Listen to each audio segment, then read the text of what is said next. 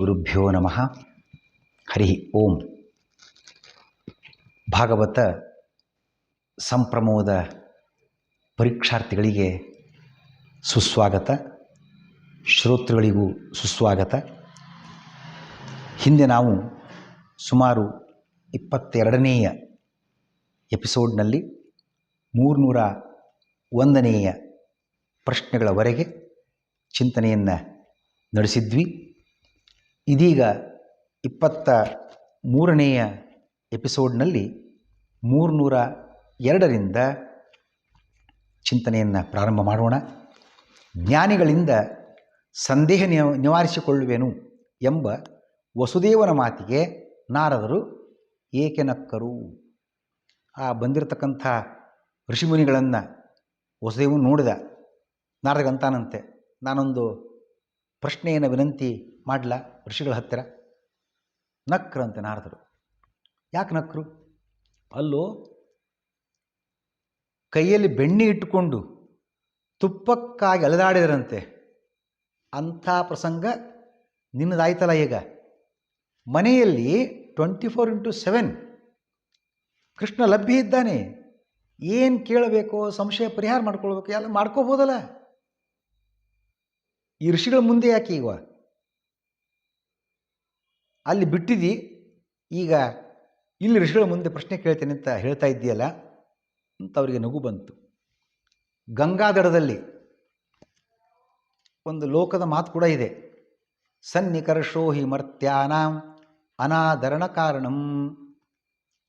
ಅತಿ ಸಮೀಪದಲ್ಲೇ ಇದ್ದರೆ, ಅದೆಷ್ಟೇ ಒಳ್ಳೆಯ ವಸ್ತು ಇರಲಿ, ಒಳ್ಳೆಯ ವಿಚಾರ ಇರಲಿ, ಸಮೀಪದಲ್ಲೇ ನಿತ್ಯ ನೋಡ್ತಾ ಇದ್ವಿ, ನಮ್ಮ ಮನೆಯಲ್ಲೇ, ನಮ್ಮ ಓಣಿಯಲ್ಲೇ, ನಮ್ಮ ಪಕ್ಕದಲ್ಲಿ ಇದ್ದರೆ ತಿರಸ್ಕಾರ.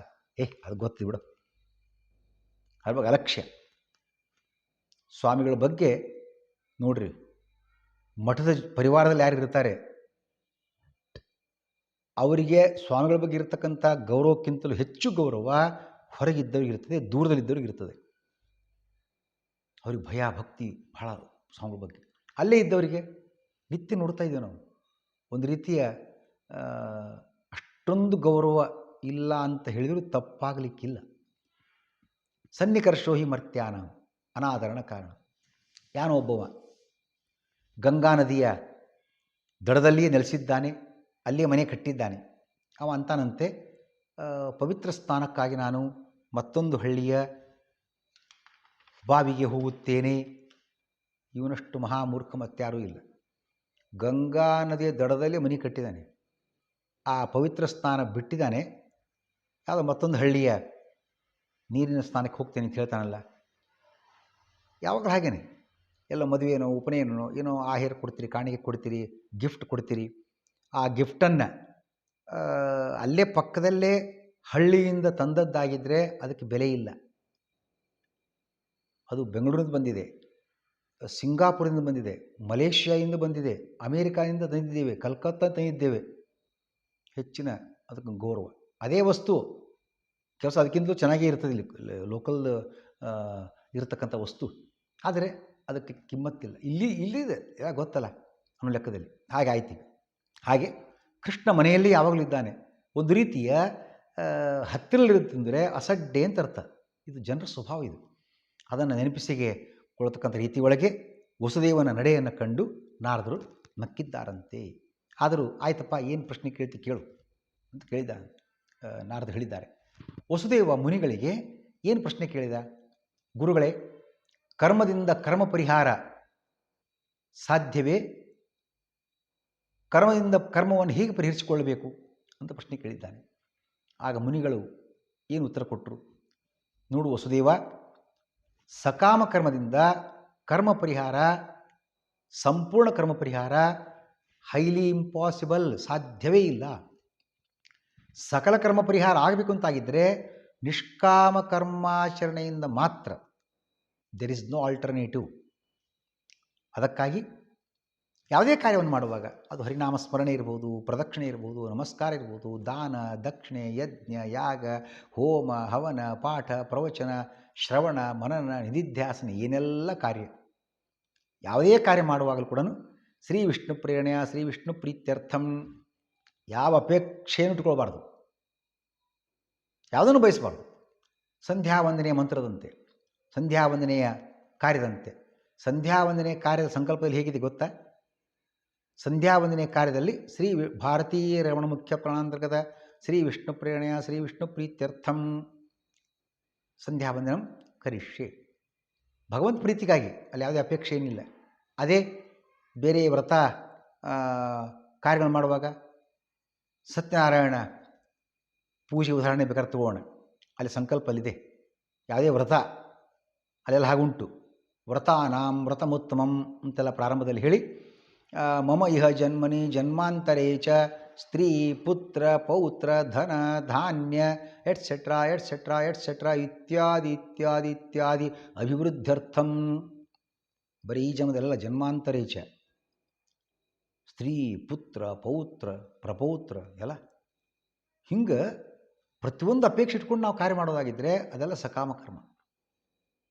ನಾಮಸ್ಮರಣೆ, ಶ್ರೀಕೃಷ್ಣಾರ್ಪಣಮಸ್ತು, ಒಂದು ಸಂಧ್ಯಾ ವಂದನೆ, ಒಂದು ಪೂಜೆ, ಒಂದು ಜಪ, ಒಂದು ಸಹಾಯ, ಒಂದೇನು ಯಾಗ, ಕೃಷ್ಣಾರ್ಪಣಮಸ್ತು ಅಂತ ಹೇಳಿ ಯಾವುದೇ ಕಾರ್ಯವನ್ನು ಮಾಡುವಾಗ ಸ್ವಂತದ ಯಾವ ಅಪೇಕ್ಷೆಯನ್ನು ಇಟ್ಟುಕೊಳ್ಳದೆ ಶ್ರೀ ವಿಷ್ಣು ಪ್ರೇರಣೆಯ ಶ್ರೀ ವಿಷ್ಣು ಪ್ರೀತ್ಯರ್ಥಂ ಭಾವನೆಯಿಂದ ಸಂಕಲ್ಪ ಮಾಡಿ ಆಚರಿಸಿ ಅದನ್ನು ಭಗವಂತನಿಗೆ ಅರ್ಪಿಸಿಬಿಟ್ರೆ ನಿಷ್ಕಾಮ ಕರ್ಮಾಚರಣೆ. ಭಗವಂತ ಹೇಳಿದ್ದು ನಿಷ್ಕಾಮ ಕರ್ಮಾಚರಣೆ, ಯಾವುದನ್ನು ಬಯಸಬೇಡ್ರಿ ಅಂತ. ಸ್ವಲ್ಪ ಅಲ್ಲೇನೋ ಇವತ್ತು ವ್ಯತ್ಯಾಸ ಆಗಿಬಿಟ್ಟಿದೆ. ಇವತ್ತು ನಮ್ಮದು ನಿಷ್ಕರ್ಮ ಕಾಮಾಚರಣೆ. ಯಾವ ಕೆಲಸನೂ ಮಾಡೋಂಗಿಲ್ಲ, ಅದು ಬರಲಿ ಇದು ಬರಲಿ. ದೇವ ಪೂಜೆ ಮಾಡೋಗಿಲ್ಲ, ಸ್ತೋತ್ರ ಇಲ್ಲ, ಪಾರಾಯಣ ಇಲ್ಲ, ಪ್ರದಕ್ಷಿಣೆ ಇಲ್ಲ, ನಮಸ್ಕಾರ ಏನೇನೇನಿಲ್ಲ. ದೇವ್ರೇನು ಕೊಟ್ಟಿಲ್ಲರಿ. ನಿಷ್ಕರ್ಮ ಕಾಮಾಚರಣೆ, ಏನೂ ಮಾಡೋದೇ ಇಲ್ಲ, ಎಲ್ಲವೂ ಬರಲಿದ್ದು ಅಪೇಕ್ಷೆ. ಬಹುಶಃ ಆ ರೀತಿ ಆಗಿದೆ ಅಂತ ಅನ್ನಿಸ್ತಾ ಇದೆ. ಇರಲಿ. ಹಾಗಾಗಿ ಸಕಾಮ ಕರ್ಮಾಚರಣೆಯಿಂದ ಸರ್ವಕರ್ಮ ಕ್ಷಯ ಸಾಧ್ಯವಿಲ್ಲ. ಹಣ ಸಂಪಾದನೆ ಉದ್ದೇಶ ಏನಾಗಿರಬೇಕು? ಹಣಕ್ಕಾಗಿ ಹಣ. ಮತ್ತೊಂದು ಮನೆ ಕಟ್ಟಬೇಕಾಗಿದೆ, ಒಂದೇ ಮನೆ ಇದೆ, ಮತ್ತೊಂದು ಸೈಡ್ ತೊಗೋಣ, ಮತ್ತೊಂದು ಫ್ಲ್ಯಾಟ್ ತೊಗೋಣ, ಬರೀ ಇದಕ್ಕೋಸ್ಕರ ನಿಂತಿತ್ತು ಅಂದರೆ ಅದು ಅರ್ಥ ಇಲ್ಲ.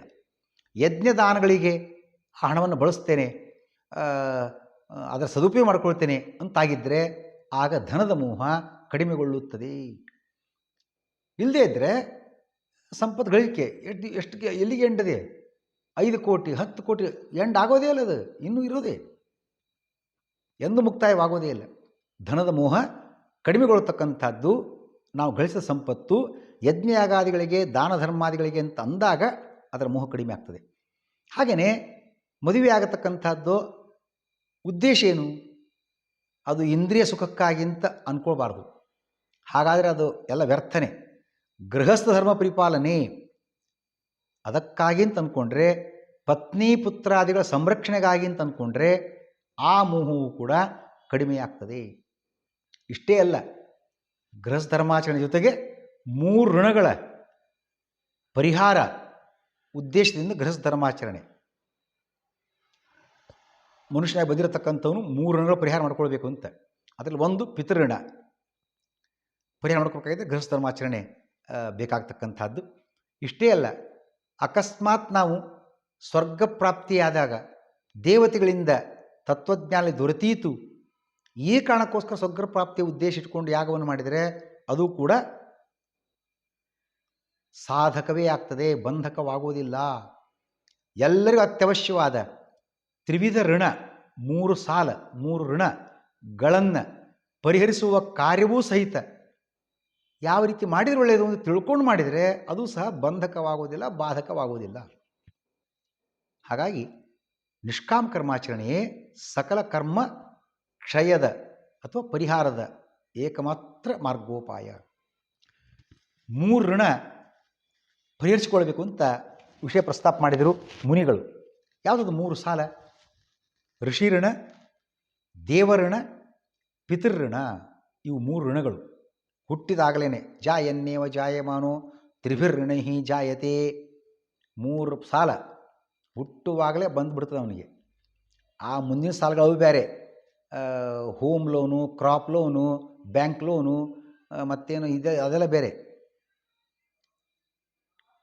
ಸ್ಯಾಲ್ರಿ ಲೋನ್ ಹೊಸದಾಗಿ ಒಂದು ಶುರುವಾಗಿದೆ. ಅವರೇ ಫೋನ್ ಮಾಡ್ತಾರೆ, ನಾವು ವಿಥೌಟ್ ಯಾವುದು ಏನು ಡೆಪಾಸಿಟ್ ಮಾಡ್ಕೊಳ್ಳೋದಿಲ್ಲ, ನೀವು ಕೊಟ್ಬಿಡ್ತೀವಿ, ಲೋನ್ ಕೊಡ್ತೀವಿ. ವೆಹಿಕಲ್ ಲೋನ್ ಇವೆಲ್ಲ ಬೇರೆ. ಈ 3 ಋಣ ಪ್ರತಿಯೊಬ್ಬರಿಗೆ ಇದ್ದೇ ಇದೆ, ಪರಿಹಾರ ಮಾಡಿಕೊಳ್ಳಬೇಕು. ಇವುಗಳನ್ನು ಪರಿಹರಿಸಿಕೊಳ್ಳುವ ಸರಿಯಾದ ಕ್ರಮ ಯಾವುದು? ವೇದಾಧ್ಯಯನವನ್ನು ಮಾಡಿ ಋಷಿಗಳ ಋಣವನ್ನು ಪರಿಹಾರ ಮಾಡಬೇಕು. ಋಷಿಗಳು ತಪಸ್ಸನ್ನು ಮಾಡಿ ವೇದವನ್ನು ಕಂಡುಹಿಡಿದಿದ್ದಾರೆ. ಗಾಯತ್ರಿ ಮಂತ್ರದ ದ್ರಷ್ಟಾರ ವಿಶ್ವಾಮಿತ್ರ. ಅಸ್ಯ ಶ್ರೀ ಗಾಯತ್ರಿ ಮಹಾಮಂತ್ರಸ್ಯ ವಿಶ್ವಾಮಿತ್ರ ಋಷಿ. ಹೀಗೆ ಒಂದೊಂದು ಮಂತ್ರವನ್ನು ಕಂಡುಹಿಡಿದರೂ ಅನೇಕ ಋಷಿಮುನಿಗಳಿದ್ದಾರೆ. ಆ ವೇದಗಳ ಅಧ್ಯಯನವನ್ನು ಮಾಡೋದ್ರ ಮೂಲಕ ಋಷಿಗಳ ಋಣವನ್ನು ಪರಿಹಾರ ಮಾಡಿಕೊಳ್ಳಬೇಕು. ವೇದಾಧ್ಯಯನ ಮಾಡಬೇಕು, ವೇದಾರ್ಥ ತಿಳ್ಕೊಳ್ಬೇಕು, ಅದರಂತೆ ನಡೀಬೇಕು, ಪಾಠ ಪ್ರವಚನ ಮಾಡಬೇಕು, ಜನರಿಗೆ ಉಪದೇಶವನ್ನು ಮಾಡಬೇಕು. ಆವಾಗ ವೇದ ಸಂರಕ್ಷಣೆಯಾಗಿ ಋಷಿಗಳ ಋಣ ತೀರಿಸಿದಂತೆ ಆಗ್ತದೆ. ಯಾಗಾದಿ ಅನುಷ್ಠಾನ, ಯಜ್ಞ ಯಾಗಾದಿಗಳು ಅದು ದೇವಋಣ ಪರಿಹಾರಕ್ಕಾಗಿ. ಇನ್ನು ಪಿತೃಋಣ, ಪುತ್ರ ಪ್ರಾಪ್ತಿ. ಆಗಲೇ ಹೇಳಿದಂತೆಯೇ ವಿವಾಹ ಮಾಡಿಕೊಳ್ತಕ್ಕಂಥದ್ದು, ಮಕ್ಕಳನ್ನು ಪಡೀತಕ್ಕಂಥ ಉದ್ದೇಶ ಪಿತೃಋಣ ಪರಿಹಾರಕ್ಕಾಗಿ ಅಂತ ಉದ್ದೇಶ ಇದ್ದರೆ ಇವ್ಯಾವುದೂ ಕೂಡ ಬಂಧಕವಾಗೋದಿಲ್ಲ. ಆಗ ಹೇಳಿದಂತೆಯೇ ಇಂದ್ರಿಯ ಸುಖಕ್ಕಾಗಿ ಮದುವೆ ಅಂತಿದ್ದರೆ ಅದಾಗೋದಿಲ್ಲ ಕೆಲಸ, ಅದು ದುಃಖವೇ ಉಂಟಾಗ್ತದೆ. ಸುಖಕ್ಕಾಗಿ, ಸ್ವಾರ್ಥಕ್ಕಾಗಿ ಎಂಬ ಉದ್ದೇಶ ಹೊಂದಿದ ಎಲ್ಲ ಕಾರ್ಯಗಳು ಬಂಧಕವಾಗುತ್ತವೆ. ವಸುದೇವ ಕೃಷ್ಣ ಸಂವಾದ ನಡೀತದೆ. ಋಷಿಗಳ ಉಪದೇಶದಿಂದ ಆ ವಸುದೇವ ಸಂತೋಷವನ್ನು ಪಟ್ಟ. ಋಷಿಗಳಲ್ಲಿ ಯಾಗವನ್ನು ಕೂಡ ಮಾಡಿಸ್ತಾರೆ. ಋಷಿಗಳು ತಮ್ಮ ಊರಿಗೆ ಎಲ್ಲರೂ ಕೂಡ ಬೀಳ್ಕೊಂಡು ಹೊರಟು ಹೋಗಿದ್ದಾರೆ. ಆನಂತರ ಒಂದು ಸಲ ಕೃಷ್ಣನನ್ನು ಕಂಡು ವಸುದೇವ ಮಾತಾಡ್ತಾನೆ. ಋಷಿಗಳ ಉಪದೇಶದಿಂದ ಕೃಷ್ಣನ ಮಹಿಮೆಯನ್ನು ಅರಿತಿದ್ದ ವಸುದೇವನು ಒಮ್ಮೆ ಕೃಷ್ಣನನ್ನು ಹೀಗೆ ಸ್ತೋತ್ರ ಮಾಡಿದ್ದಾನೆ. ವಸುದೇವ ಹೇಳ್ತಾನೆ, ಹೇ ಕೃಷ್ಣ, ಬ್ರಹ್ಮಾದಿ ದೇವತೆಗಳು, ಇಂದ್ರಿಯಗಳು, ಇಂದ್ರಿಯಾಭಿಮಾನಿಗಳು ಎಲ್ಲವೂ ನಿನ್ನ ಅಧೀನ. ಇದನ್ನು ಅರಿಯದವರು ತಮ್ಮ ಕರ್ಮಾನುಸಾರ ಸಂಸಾರ ಸುಳಿಯಲ್ಲಿ ಸಿಲುಕುತ್ತಾರೆ. ನಾನೂ ಸಹ, ಐ ಆಮ್ ಆಲ್ಸೋ, ನನಗೂ ಆ ಮೋಹಕದಿಂದ ಬಂಧನ ಉಂಟಾಗಿಬಿಟ್ಟಿದೆ. ಮಾನವ ಜನ್ಮ ಪಡೆದು ಪುರುಷಾರ್ಥ ಸಾಧನೆಯಾಗದೆ ವ್ಯರ್ಥವಾಗೋಯ್ತಪ್ಪ. ಭೂಭಾರ ಹರಣಕ್ಕಾಗಿ ಅವತಾರ ಮಾಡಿದವನು ನೀನು, ಸಾಕ್ಷಾತ್ ಭಗವಂತ. ನಿಮ್ಮನ್ನೇ ಮಕ್ಕಳು ಅಂತ ತಿಳ್ಕೊಂಡ್ಬಿಟ್ಟಿದ್ದೇನೆ. ಅವತ್ತು ಹೇಳಿದಿ, ಅವತಾರ ಮಾಡಿದ ಕೂಡಲೇ ಸೂತಿಗೃಹದಲ್ಲಿ ನೀನು ಉಪದೇಶ ಕೊಟ್ಟಿದ್ದರೂ ಕೂಡ ಮತ್ತೆ ಮತ್ತೆ ಮೋಹ ಕವಿತಾನೇ ಇದೆ. ನನ್ನ ಮಕ್ಕಳು, ನನ್ನ ಮಕ್ಕಳು. ಸರ್ವೋತ್ತಮ ಸ್ವಾಮಿ ಭೂಭಾಹರಣಕ್ಕಾಗಿ ಬಂದಿರತಕ್ಕಂಥ ವ್ಯಕ್ತಿ. ಹಾಗಾಗಿ ಇಂತಹ ಮಹಾ ಮಹಿಮ, ಅಗಮ್ಯ ಮಹಿಮ ನಿನಗೆ ನಮೋ ನಮಃ ಅಂತ ಸ್ತೋತ್ರ ಮಾಡಿದ್ದಾನಂತೆ. ಕೃಷ್ಣ ಹೇಳಿದ, ಅಪ್ಪ ನೀವು ಸರಿಯಾಗಿ ಹೇಳಿದ್ದೀರಿ. ನೀವು ಅಣ್ಣ, ಈ ದ್ವಾರಕಾಪಟ್ಟಣಾದ ಎಲ್ಲ ಸಮಸ್ತ ಪ್ರಪಂಚ ನನ್ನ ಅಧೀನವಾಗಿದೆ. ಅಣುವಿಗೆ ಅಣುವಾಗಿ, ಮಹತ್ತಿಗೆ ಮಹತ್ತಾಗಿ ನಾನು ಕಾಣಿಸಿಕೊಳ್ತಕ್ಕಂಥದ್ದು ಅಚಿಂತ್ಯಾದ್ಭುತ ಶಕ್ತಿಯಿಂದ. ನನ್ನ ಸ್ವರೂಪ ಅಣುವೋ ಮಹತ್ತೋ, ಚಿಕ್ಕ ರೂಪನೋ ದೊಡ್ಡ ರೂಪನೋ? ಒಂದು ಪ್ರಶ್ನೆ ಕೇಳಿದರೆ ಎರಡೂ ಹೌದು. ಚಿಕ್ಕ ರೂಪದಲ್ಲಿಯೂ ಇದ್ದೇನೆ, ಇರುವೆಯಲ್ಲಿಯೂ ಇದ್ದೇನೆ, ಆನೆಯಲ್ಲಿಯೂ ಇದ್ದೇನೆ. ಇದನ್ನೇ ಕಾಟಕ ಉಪನಿಷತ್ ಹೇಳಿತು. ಅಣೋರಣೀಯಾನ್ ಮಹತೋ ಮಹೀಯಾನ್. ದಾಸರು ಅಂದರು, ಅಣೋರಣೀಯನ ಮಹತೋ ಮಹೀಯನ ಆಡಿಸಿದಳು ಯಶೋದೆ ಜಗದೋದ್ಧಾರನ. ಅಣೋರಣೀಯನ ಮಹತೋ ಮಹೀಯನ. ಥೇಟ್ ಕಾಟಕ ಉಪನಿಷತ್ತಿನ ಸರಳ ಅನುವಾದ. ಅಣೋರಣೀಯನ ಮಹತೋ ಮಹೀಯನ. ಅಣುವಿಂಗ್ ಅಣುವಿಂಗ್ ಅಣುವಿಂಗ್ ಅಣುವಿಂಗ್ ಅಂತ ಮತ್ತೊಂದು ದಾಸರ ಮಾತು ಕೂಡ ಇದೆ.